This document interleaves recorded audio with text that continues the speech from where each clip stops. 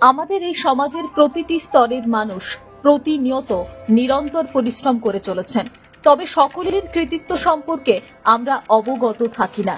কিন্তু এই সমাজে তাদের অবদান অনস্বীকার্য, আর তাদের হাতেই সম্মান তুলে দিতে আয়োজন করা হয় বঙ্গ অনন্য সম্মান 2025।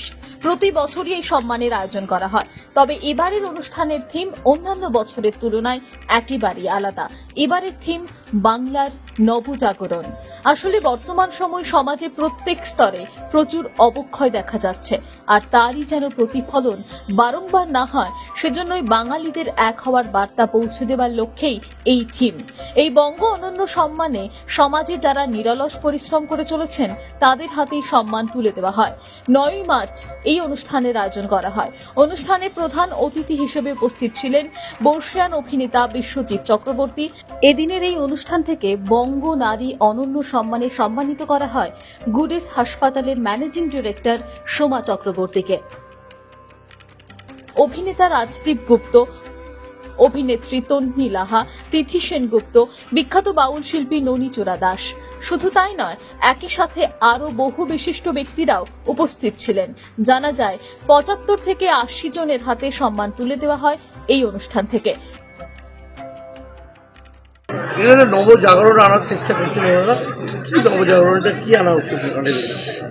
এটা আমি বলার একদমই কেউ নই, সত্যি বলছি, আমি বলার কেউ নই। আপনার কি মনে হয়?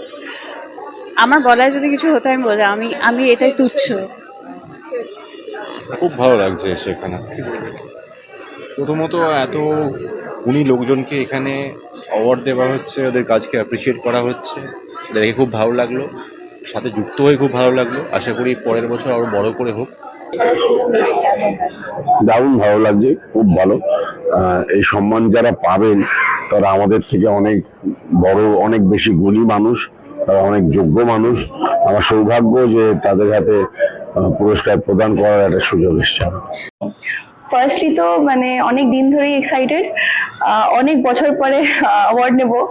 আর ফর বিং অ্যান অ্যাক্ট্রেস তো এটা অনেকটা নস্টালজিয়াতে ফিরে আসছি। আর মোস্ট ইম্পর্টেন্টলি আজকে বিশ্বজিৎ দা এখানে প্রেজেন্ট আছেন, তো উনিও মা সিরিয়াল একটা হিউজ পার্ট ছিল। আর মানে ওটা দেখে তো আরোই সব যা হয়। অ্যান্ড আরো অনেক কোস্টারদের সঙ্গে দেখা হয়েছে, সো ফিলস ভেরি গুড। অনেকদিন পরে it feels like a reunion, খুব ভালো লাগছে। সারা বছরই প্রচুর সম্মানে আপনি সম্মানিত হন, তো আরেকটা নতুন সম্মানে সম্মানিত হয়েছে, কেমন লাগছে প্রথমে সেটাই জিজ্ঞেস করি। দেখো, প্রথম কথা তো আবার আমি এই বঙ্গ অনন্য সম্মানের যত জুরি মেম্বার রয়েছে, টিম মেম্বার রয়েছে, তাদেরকে অসংখ্য শুভেচ্ছা, অসংখ্য ধন্যবাদ আমাকে এই প্রোগ্রামে বা এই ইভেন্টে আনবার জন্য, আর এই অ্যাওয়ার্ডে সম্মানিত করবার জন্য। হার্ডওয়ার্ক আর ডেডিকেশনের না একটা আলাদা, মানে যখন উইদাউট প্রাপ্তি কোনো কিছু সম্ভব নয়। হার্ডওয়ার্ক আর ডেডিকেশনের মধ্যে যদি প্রাপ্তি না থাকে তার সুখ হয় না। তাই এইখানে সবাই যারা এই অ্যাওয়ার্ড পেয়েছে তাদের জন্য আমার অসংখ্য শুভেচ্ছা, অন্তরের অন্তঃস্থল থেকে তাদের অভিনন্দন। আর আমি সবসময় মনে করি কোনো অ্যাওয়ার্ড যখন পাওয়া হয় তখন আর একটা নতুন অধ্যায়ের সূচনা হয়, মানে আবার নতুন করে কিছু করার স্পৃহা জাগে। আর আমাকে এই অ্যাওয়ার্ড গুলোই কিন্তু স্পৃহা জাগায় আর একটা নতুন অধ্যায়ের সূচনা করা।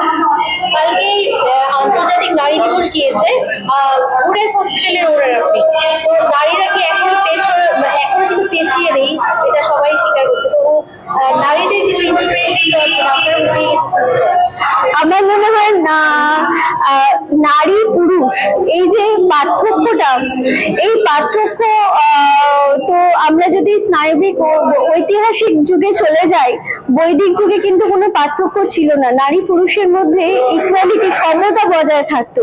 কিন্তু হঠাৎ করে বিংশ শতাব্দীর মানে একটা মধ্য গগনে এসে আমরা হঠাৎ করে নারী পুরুষের মধ্যে পার্থক্য খুঁজছি। আমার মনে হয় সেই খোঁজাটার কোনো মানে হয় না। নারীরা নারীদের মতো এগিয়ে যাক, পুরুষরা পুরুষদের মতো এগিয়ে এগিয়ে যাক। কেন পার্থক্য হবে? আজকে পুরুষরা যেই যেই কাজ করছে, নারীরাও সেই কাজ করছে। তো সুতরাং নারী পুরুষের পার্থক্য আমি খুঁজে পাই না। আমি এইটুকুই বুঝতে পারি যে মানুষ হয়ে বাঁচার জন্য যে লড়াইটা আমাদের উভয়কেই করতে হবে, সেটা পুরুষ হোক বা মহিলা হোক, তাকে নিজের মতো করে বাঁচতে হবে, নিজের মতো করে সমাজের চোখে দাঁড়াতে হবে। আর একটা ব্যাপার, শুধু সমাজের চোখে দাঁড়াতে হবে না, অপরকেও, যারা আমাদের এই পুরো সমাজটাকে সুন্দর একটা সমাজ করে তুলতে হবে, যেইখানে, আমি এই কথাটা অবশ্যই বলবো, যেইখানে ধর্ষণের মতো শব্দ থাকবে না, যেইখানে গ্রাম্য যারা মহিলারা হয় তাদের ইলিটারেট বলা হবে না, তাদের সবাইকে লিটারেট বলা হবে। প্লিজ এই দুটোর মাঝখানে আপনারা কিন্তু একটু সামঞ্জস্যতা বজায় রাখবেন।